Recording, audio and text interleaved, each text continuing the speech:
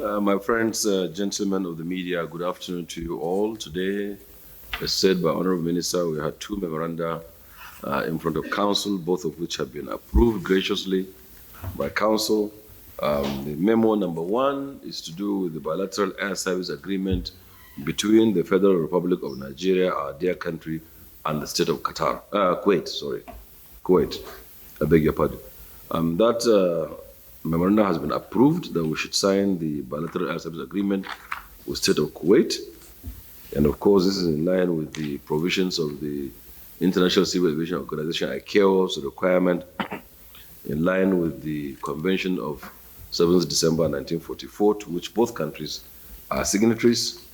Of course, earlier on, the BASA was initialed, the text, and then it's been cleared by Minister of Justice, and to say also that the content of the agreement provides for reciprocal rights and privileges for both countries and their airlines. Well, so we said that today, as Honourable Minister said, aviation presented two memoranda, and they are both approved graciously. And the first one is to do with the bilateral air service agreement between Federal Republic of Nigeria and the state of Kuwait. In that memorandum, as approved, of course, the highlights are the BASA itself, the text, has been earlier on initialed and then was cleared by Ministry of Justice. And of course, it provided that the content of the agreement, there should be reciprocal rights and privileges for both countries and airlines therefrom. So this, of course, will open up opportunities for the air transportation between the two countries in accordance with the International Civil Aviation Organization, ICAO, the Convention of 7th December 1944, to which both countries are signatories. The second memo, it's approval for the award of contract for the engagement of consultant for revalidation and collection of aviation height clearance on behalf of the Nigerian Civil Aviation Authority. The contract went to Mrs. Zilkotech Limited. Zilkotech were single bidder, the only company that responded at the time, and it was approved for them with a scale. And is at no cost to the budget because the revenues derived therefrom will be used to pay the consultants. 0 to 1 billion, 7%, 1.1 billion to 2.5 billion, 5%, and then 2.5 billion to 5 billion is 3%. Now, for more clarity, this aviation height clearance is extremely important to the safety of air operations. What concerns us in civil aviation is how very safe, secure, and efficient you depart point A and land at point B. And this is the whole thing about civil aviation. There had been instances where there were air crashes in Nigeria due to masts. The one in Jos involving Wasi. I think Abdullah Wasi was a clear cut of having masts around the airport or in the vicinity or en route, or any other obstruction for that matter. It doesn't have to be a mast. It can be a building, and it can be as short as my height, so long as it causes unsafe operations. That needs to be determined, and that needs to be regulated by NCAA. In the past, people have ignored this provision, and by the Act of Civil Aviation 2006 that we passed in the National Assembly, I was in the House of Reps, Section 7 in particular, subsection 1 and sub N for November, empowers NCAA, and other provisions of the Act also empowers them to carry out this duty. All those people that have been avoiding payment of these taxes or causing all sorts of problems going forward, the consultants will go after them, and the government will ensure that the law has been enforced. And to this, we are very grateful to some of them who have been very responsive to our calls, and they have been paying the charges. It is important to do it on an annual basis because the earth itself, lithosphere itself, moves, shifts. You'll be surprised that the coordinates that are here today in this exact point will change after a certain number of years. Those of you who are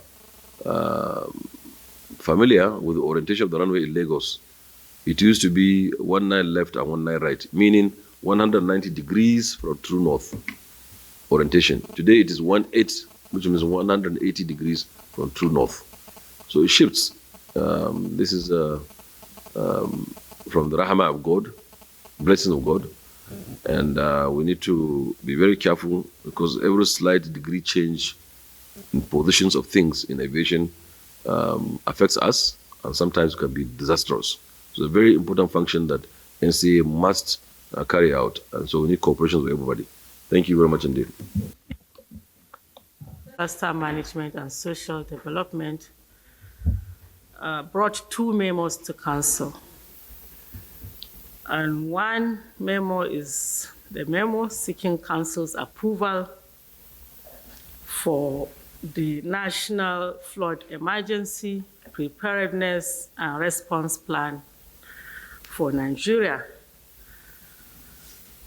This plan is going to be a multi-sectoral and multi-stakeholder plan, which sets out clear roles and responsibility of each stakeholder involved in flood preparedness, mitigation, response, and recovery. You will agree with me that this plan comes at a time where floods are at its peak on the country, and the impact is leading to the loss of lives, destruction of properties, the loss and stagnation of livelihood, and damage to our environment. So therefore, the plan seeks to make Nigeria a nation that is more resilient and to scale effective responsibilities, effective response measures. We shall activate and leverage on existing tools and equipment, human and financial resources to tackle this. We call on all states and operational stakeholders to implement the plan so that we can return to normalcy and protect our national development. This plan was graciously approved by Council today. And I would like to use this opportunity to thank His Excellency and Council members for approving this plan. The other memo is a memo which seeks Council's approval of the National Social Investment Program Establishment Bill 2022. This bill is a bill that that's going to give legal backing to the programs of the National Social Investment Program.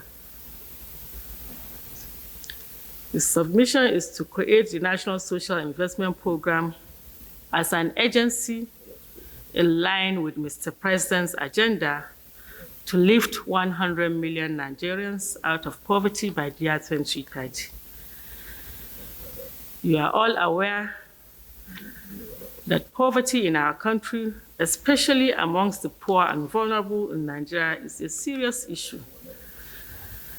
The performance of the NCIP since inception in 2016 to date, under the administration of His Excellency President Muhammadu Buhari, through the 4 cluster programs of N-Power, JIP, Conditional Cash Transfer, and the National Homegrown School Feeding Program, will have been appreciated by Nigerians. Therefore, government's decision is very apt, and today Council has approved the establishment of this bill, thereby institutionalizing the National Social Investment Program. This is very commendable, and I want to use this opportunity also to sincerely thank His Excellency, President Muhammadu Buhari, and my colleagues in Council for approving this bill. This is a pro-poor bill.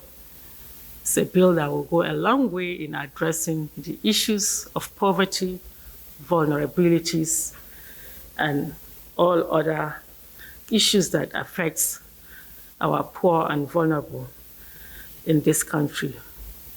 By approving this bill, it's a deliberate effort, or it's a demonstration of His Excellency's will and commitment to the ordinary citizens of this country.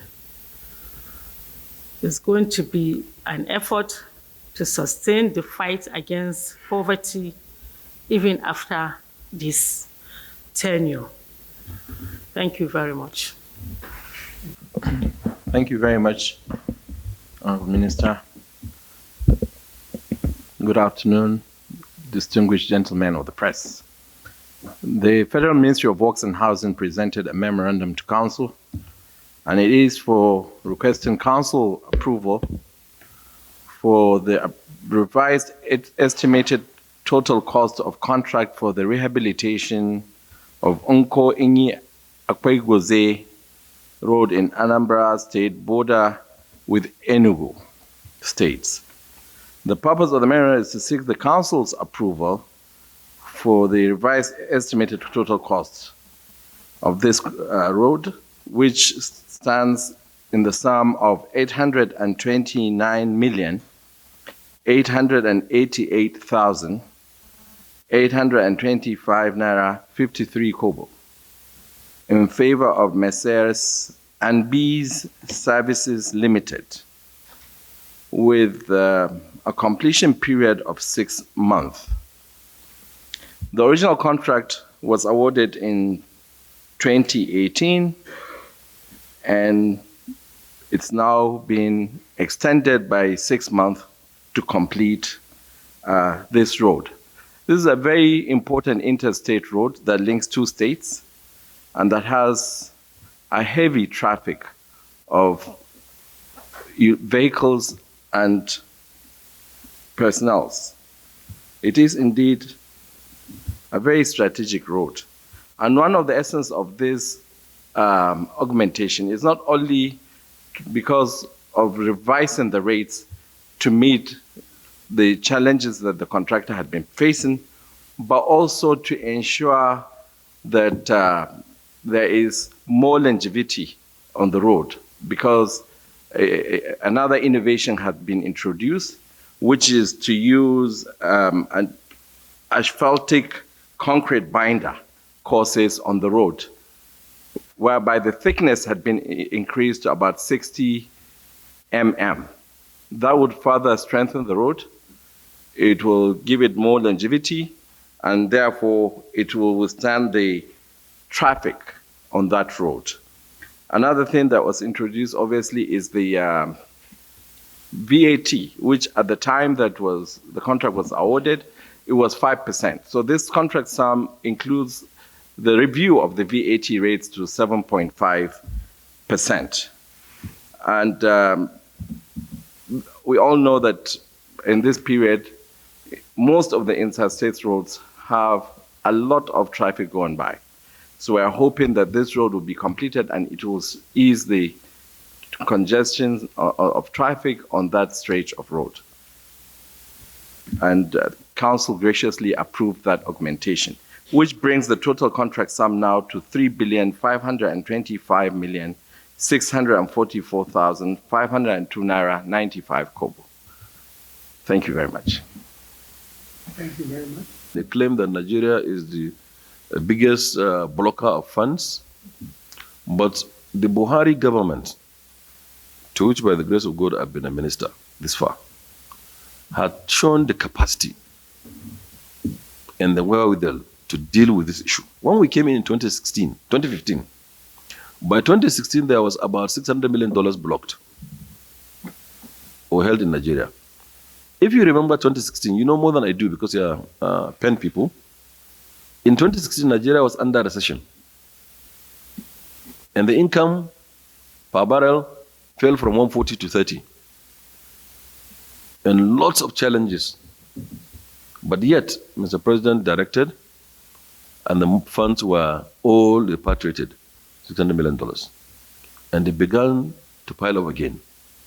It got to $484 now, million. So far, 260 has been released. But I think 265, if I remember the figure correct, but don't quote me. I will ask Central Bank. So strategy now is being put in place by Central Bank, and those are economic managers, to ensure that the money does not pile up again. We're doing everything to make these airlines happy in Nigeria. We need their service, but they need our market. They need our market more. Therefore, I want to use this opportunity to say that some of the airlines reports are reaching us that they are refusing to sell tickets in Naira. That is our violation of our laws, local laws. They will not be allowed. The high and the mighty amongst them will be sanctioned if they are caught doing that. NCAA had been directed to swing into action, and once we find any airline violating this, we will definitely deal with them. Also, they blocked the travel agents from access. They also made only available the expensive tickets, and so on and so forth. Our regulators are not sleeping. We have a very vibrant Nigerian Civil Aviation Authority. Once they found any airline guilty, that airline will be dealt with, because we need to protect our people. It is according to our agreements, to what we have signed, and this is according to international convention. So going forward, they should desist from doing things that are outside of the law. And also they should desist from writing us and putting things in social media. They should go through diplomatic channels if they want a response from federal government. Thank you very much.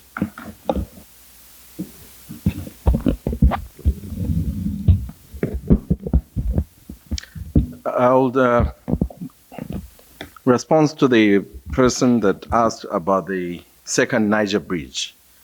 I believe he wanted to know a timeline of completion. Let me say that the Buhari administration is known for its unprecedented strides in the delivery of infrastructure in this country. And very key and critical is the road infrastructure.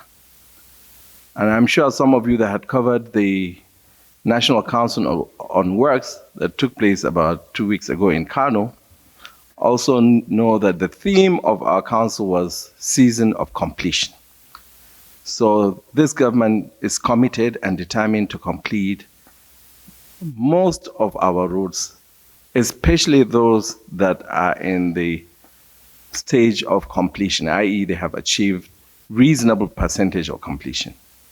And I can assure you, the second Niger Bridge, Lagos-Ibadan Expressway, and the Abuja-Kaduna-Kano are of top priority. And I believe those projects will be commissioned by Mr. President, God willing, before the end of this administration. Amongst other projects that will be commissioned before the end of the year, and of course the first quarter of next year.